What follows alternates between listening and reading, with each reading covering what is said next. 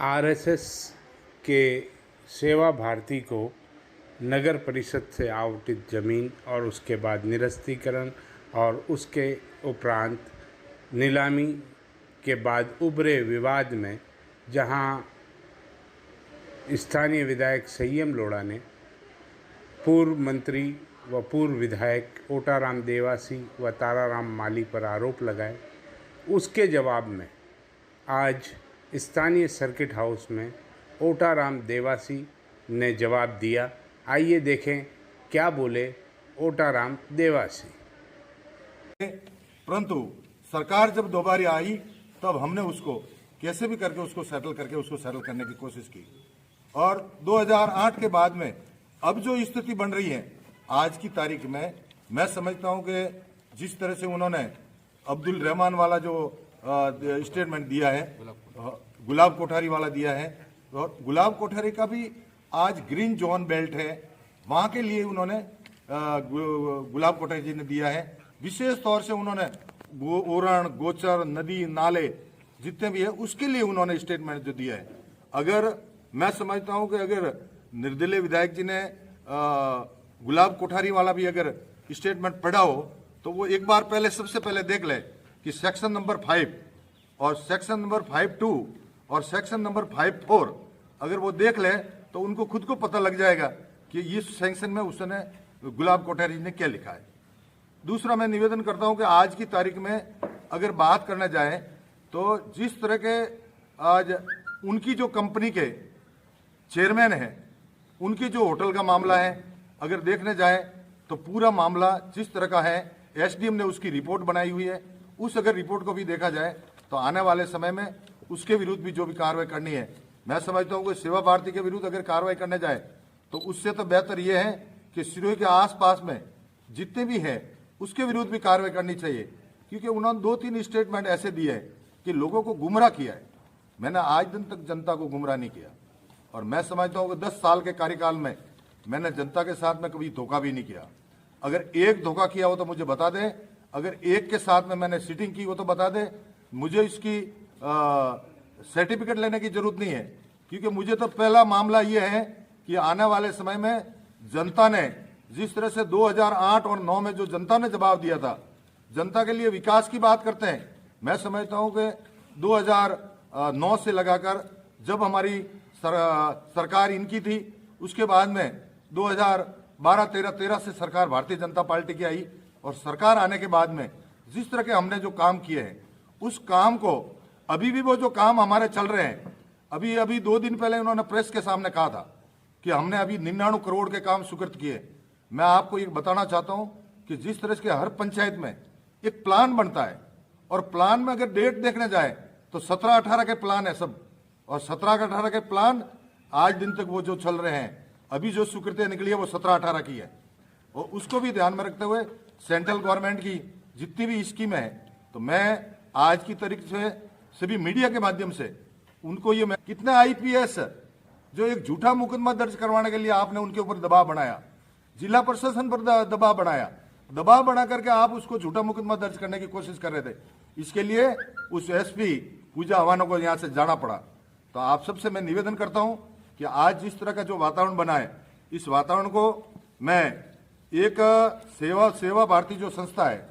एक बहुत ही अच्छा काम कर रही है। वो ऐसा नहीं कि गरीबों के लिए, दलितों के लिए, मैं कहता हूं कि आज दिन तक दलितों की बात करते हैं, परंतु मैं समझता हूं कि दलितों की जो संस्था है उस संस्था के अंदर भी रोड़ा अटका रहे हैं। तो रोड़ा हमेशा कौन अटकाते हैं? रोड़ा लोड़ा ही अटकाता है।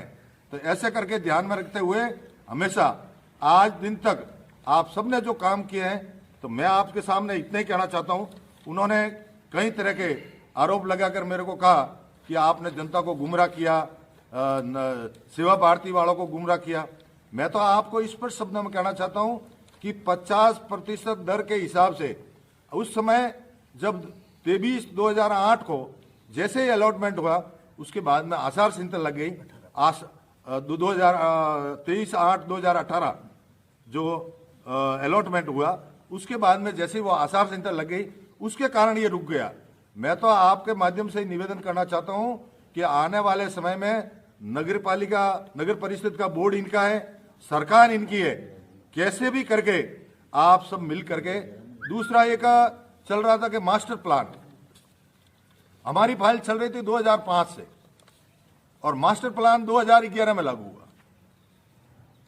उस व्यू अगर ध्यान में देखने जाए तो मैं समझता हूं कि जिस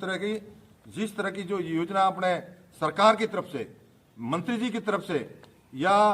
भारतीय जनता पार्टी की सरकार के प्रति जो सेवा भारती संस्था को जो जमीन अलॉटमेंट दी गई, वो एक बहुत ही उदाहरणीय और अच्छा कार्य था, लोगों की सेवा का था, इसलिए उसको दिया गया। तो आप मेरे माध्यम से आप सबको यही निवेदन है और इसको आप ध्यान में रखते हुए इसको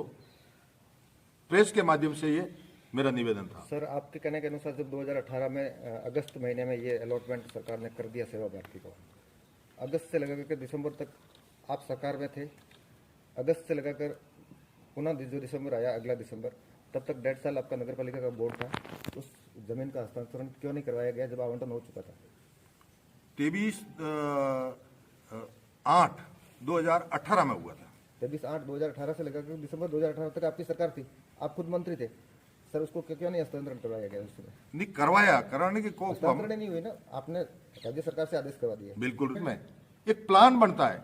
और प्लान में अगर डेट देखने जाए तो 17-18 के प्लान है सब, और 17-18 के प्लान आज दिन तक वो जो चल रहे हैं, अभी जो स्वीकृति निकली है वो 17-18 की है।